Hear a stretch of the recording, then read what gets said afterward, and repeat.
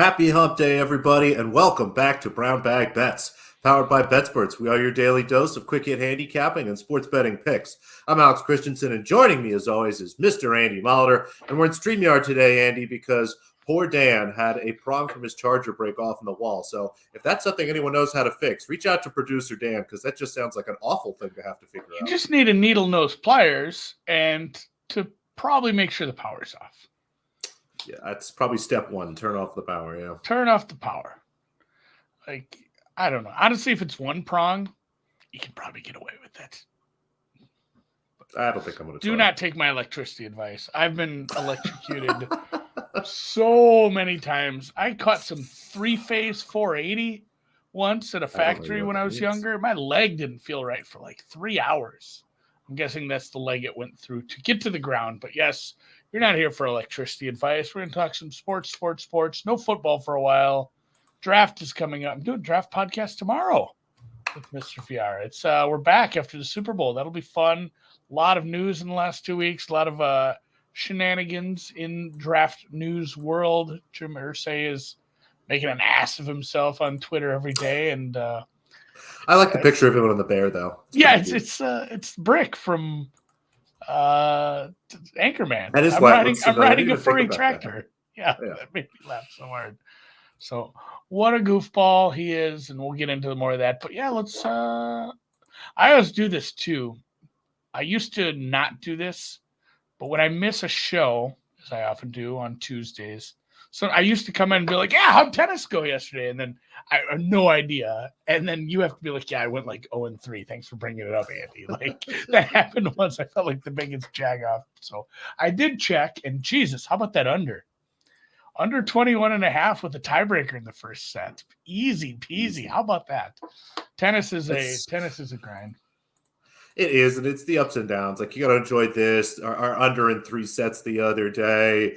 BHM trying to lose that first set multiple times and still somehow winning it in a tiebreaker. So, yeah, it was a good day yesterday. We lost our first set over this morning, but if you follow me on Twitter and check that link regularly, I dumped a couple plays out there. Zachary wiped the floor with Alexandrov. That was a nice win. Yeah. Doha's kind of I was talking to Drew about this. I'm like, not only do you have like big names in Doha, all the medium names are kind of like peaking. Like, it's sneaky, really good tournament. It's at the 5th major. Many are saying we'll get some tennis picks, but it's not as good as Indian Wells or Miami, but it's pretty fantastic. No, I mean, obviously it's not as good as some of those. It might be the best tournament. Let me see. I'm trying to think how big the draw is. It still think it's only it is 64, isn't it? Yeah, it's a 64. Yeah, 64 with a bunch of buys. That's why it looks smaller. All those stupid buys. It is a sneaky good tournament. We'll have some stuff in that one. But speaking of sneaky good tournaments, a great tournament. The Riviera Country Club, what have you now, will be hosting the Genesis Open. And also, if you are a man of the library, I believe sports is rigged. I use gematria thing. I have something for you. This is fun. Tiger Woods hasn't played in a very long time. It's been a long time since he's played a competitive round. A lot of that was due to an injury. That injury was caused by a car accident, and he was driving that day a Genesis SUV. He's returned to play at Riviera in the Genesis Invitational, sponsored by the same car brand. What? Is he going to win? He's 200 to 1, guys. He's not going to win. Like, I don't know. You never know. But he came out and said he has not walked 72 holes. Do you know what he has to make the cut?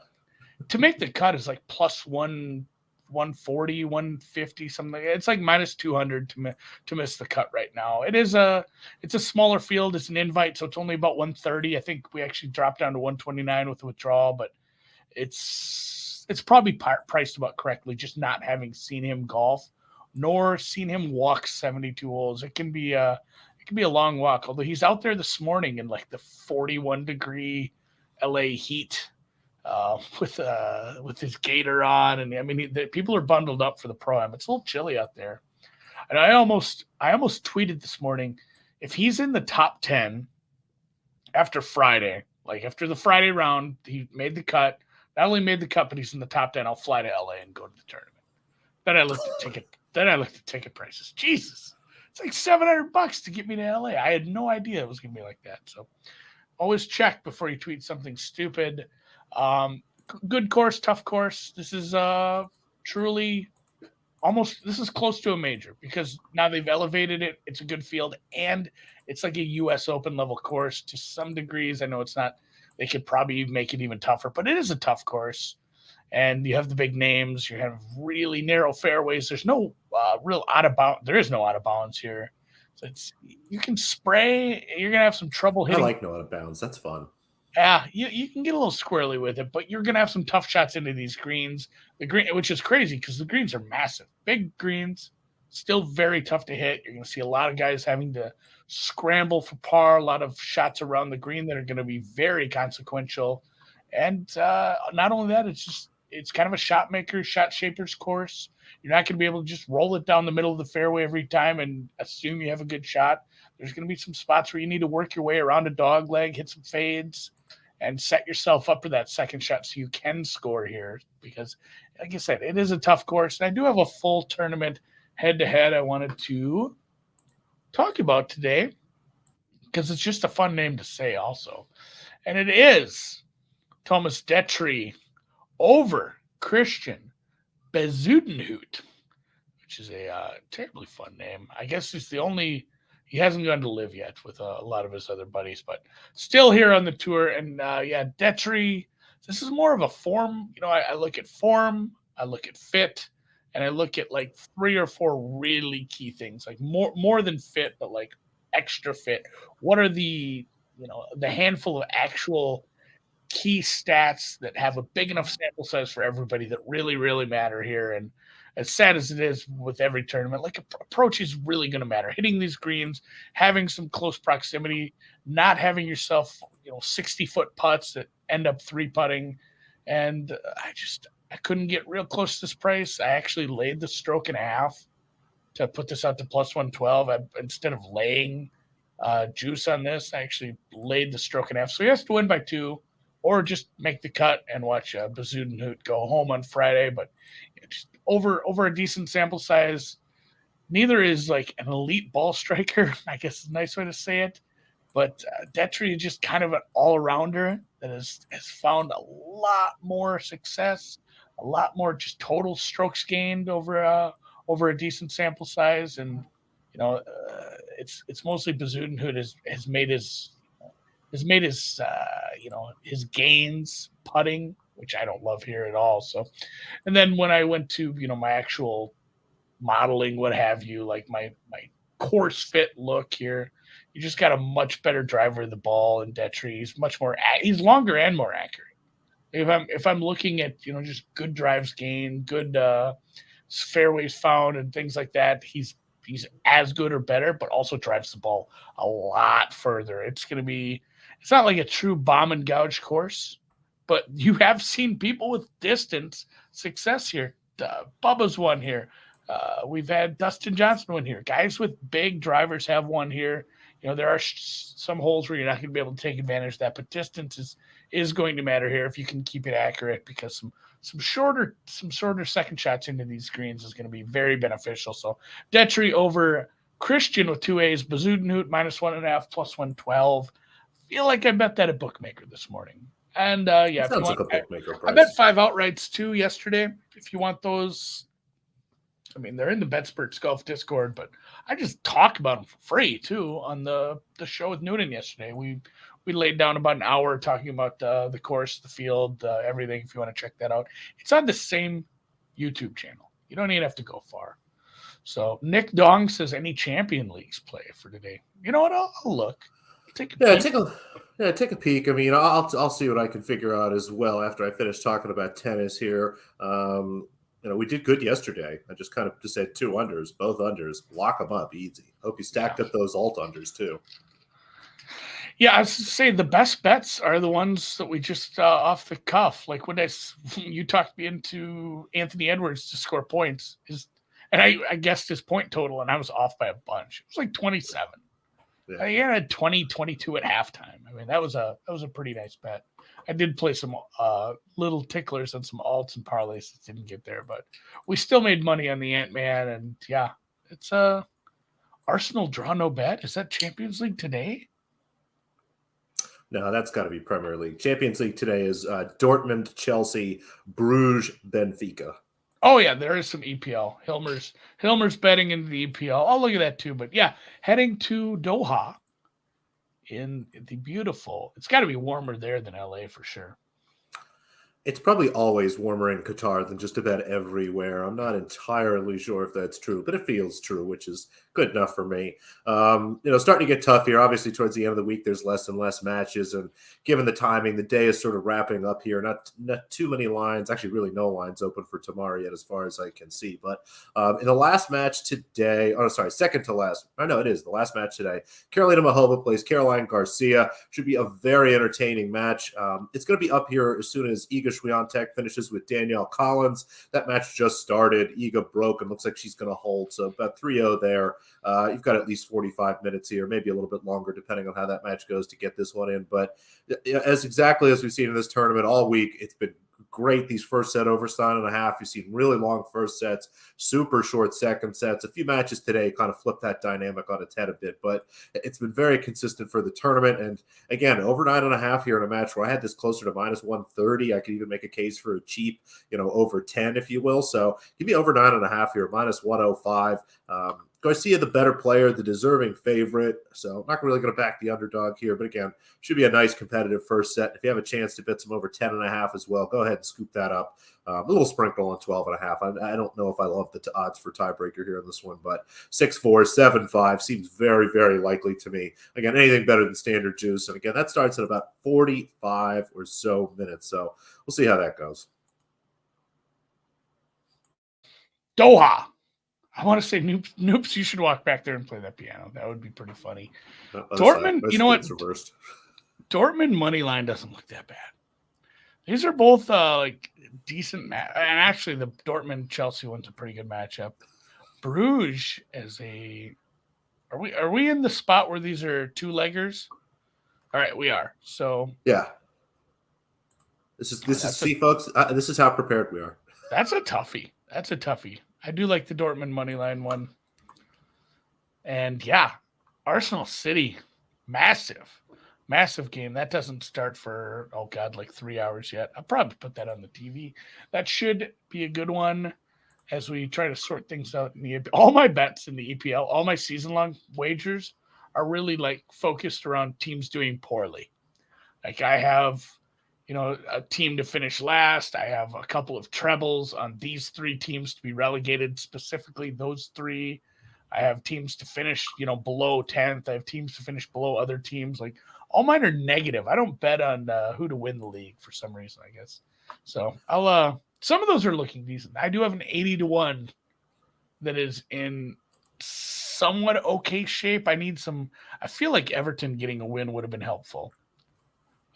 It was Bournemouth, Southampton, Wolves to be relegated, and Wolves winning has just been a real pain in my dick. The fact that they won on a red card the other day, that wasn't helpful. I needed them to end up sticking with the 20 points. So go Everton, go Leeds, go West Ham, I guess. And I guess go Southampton a little. I think I have a Bournemouth dead last bet I need to get home. So I will pay attention to the league once we get halfway through the season and the table starts shuffling itself out, which is now. Let's go EPL. But basketball. Should we do Champions League quick? I mean, are you ready? It feels like we should. You're kind of skirting the issue. I don't want to force you to do it, but no, I think I'm gonna do Brugge Benfica draw. It's speaking to me. It's plus 260 or better. Yeah, plus 260. Bruges is up 2-1 here, so they're just trying to get out of here. Draw or better. Maybe that's the plus half is so good for them. I don't know. It is even money on the plus half. I'll watch a Guy Ritchie movie tonight. You do like Guy Ritchie movies. I do. Is in Brugge? Is that a Guy Ritchie? I'm trying to think if that even is. If it's not, it has the feel of it. It's definitely in the style of Guy Ritchie. But Snatch is so good. Please don't clip that, Dan.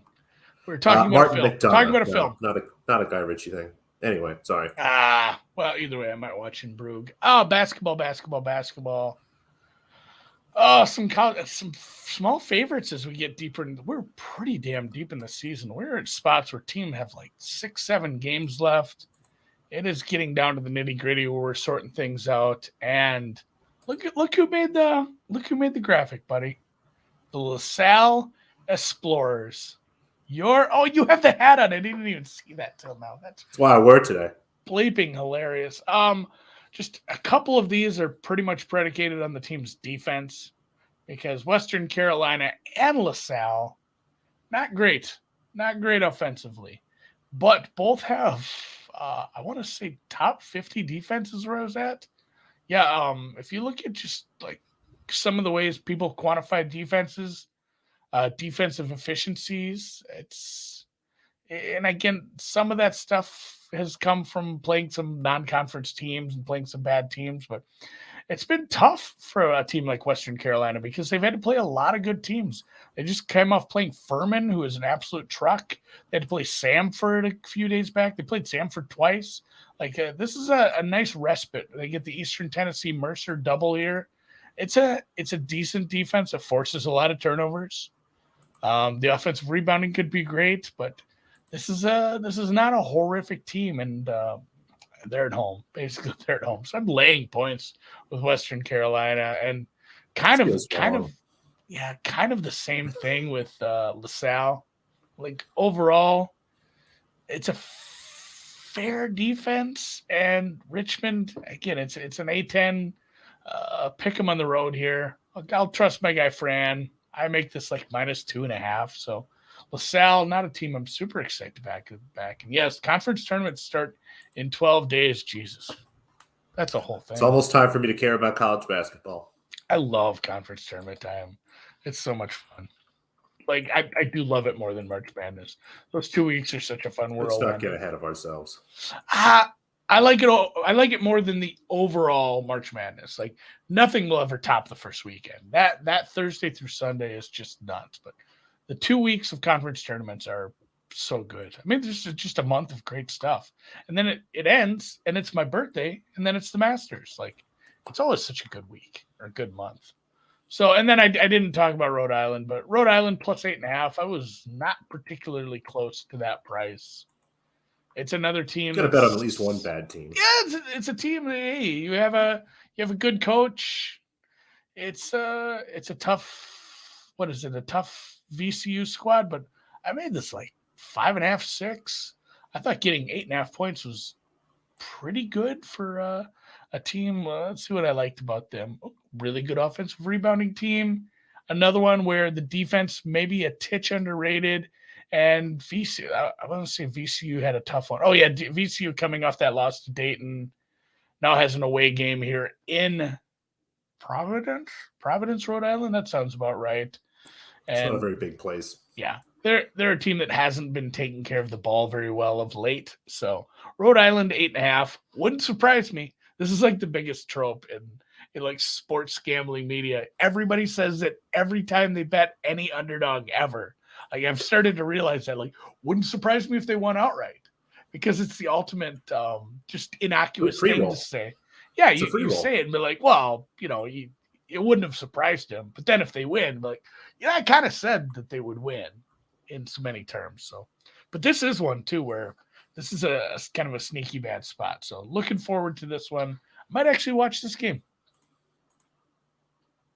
Look at you watching college basketball. The Big Ten tourney is at the United Center. Mm-hmm. I have to go. I owe Matt a game. I owe Matt a Blackhawks game. I feel like I'm playing that smart from like an investment standpoint. Like the Blackhawks keep getting worse, and it's a bad team. Like tickets are going to be like a nickel by the time I take them to a game. We're going to let you in for free. We're going to be sitting on the glass for like $25. I'll bring 2 hot dog minimum. Come on in. I'll tweet that out when I'm down in Chicago going to a hockey game. It's a huge hockey guy, Andy. But all right, I am an NBA guy. I got my Timberwolves hat on. I'm riding. We're slowly converting you. Yeah, I'm riding fat off that Ant money. That was a good game for them too because they kind of let the Mavs? Yeah, they let the Mavs into it a couple times and they were able to kind of keep them at arm's distance. That was a good win for them. Yeah, it really was. And I mean, especially as big underdogs and as someone that put them in the Drew and I put together a can't lose to make the playoff parlay before the season. It was Bucks, Nuggets, I think the Sixers, and the Timberwolves. And 3 of the 4 looking pretty good. Your Timberwolves would give us a little adjective, but they're up to 7 now. They have a chance to be playing champions again. And, only a game out of 5th here, game and a half out of 4th. The West is nuts. Yeah, tight like a tiger. And I haven't looked. What kind of slate we got tonight?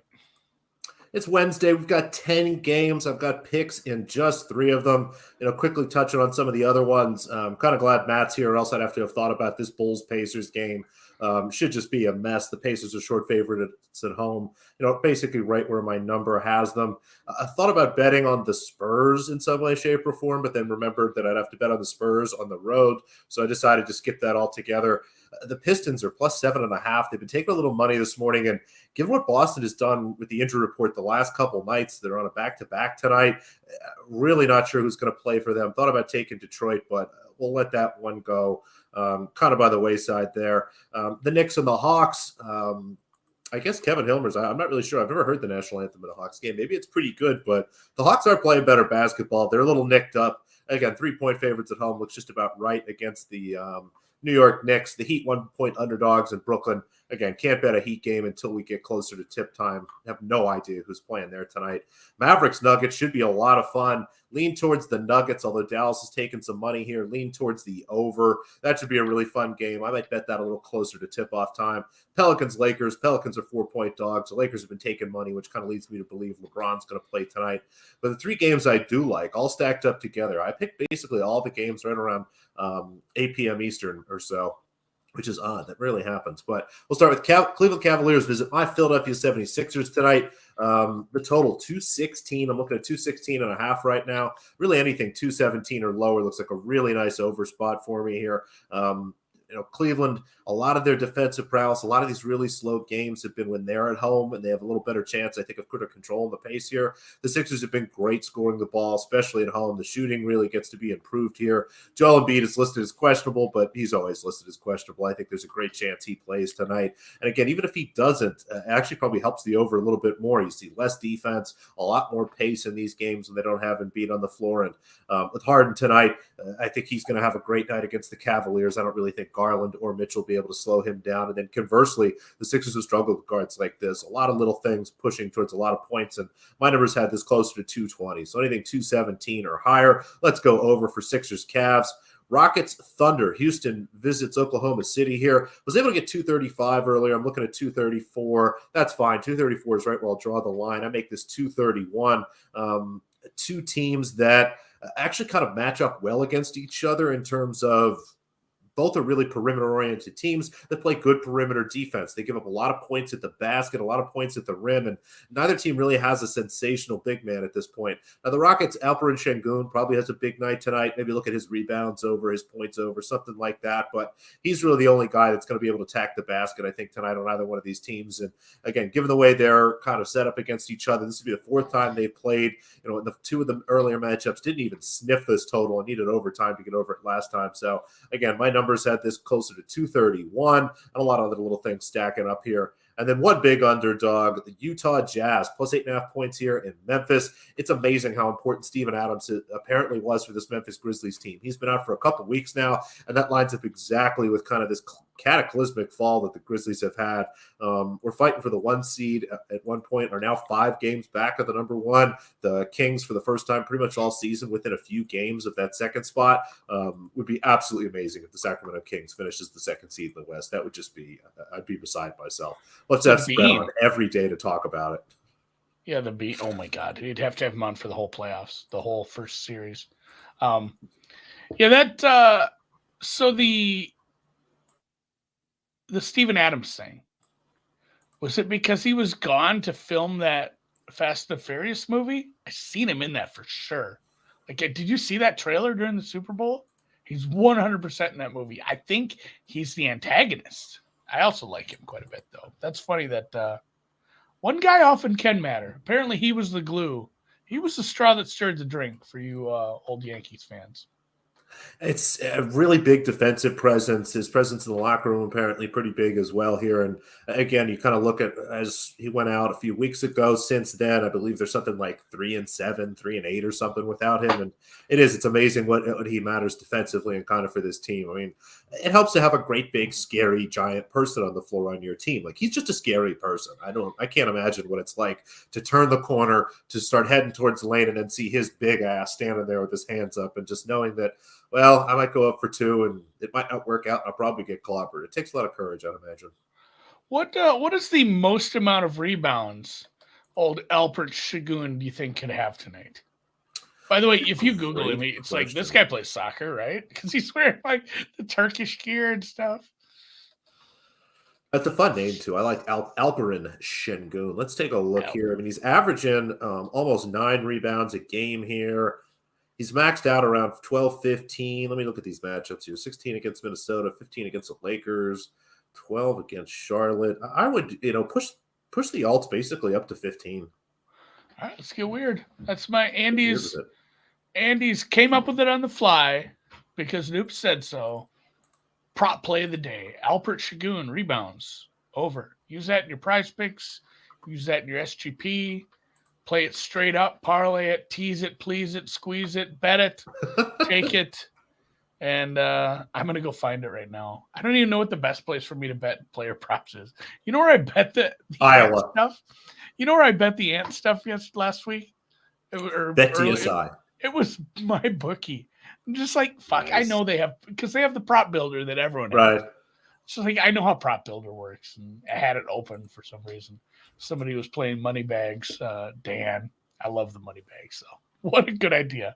Of all the shit we give that book for being like skeezy, the money bag idea is pretty good, and it's like heroin to some of y'all. So talking to you guys on the golf channel, there's people that have been doing that with the Masters, where they just give you a random Masters golfer.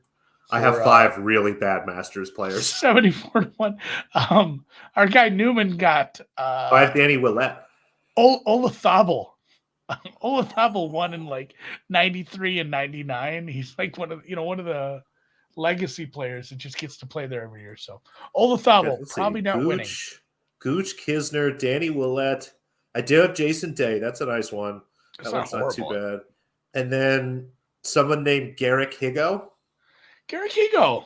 There you go. I don't know who that is.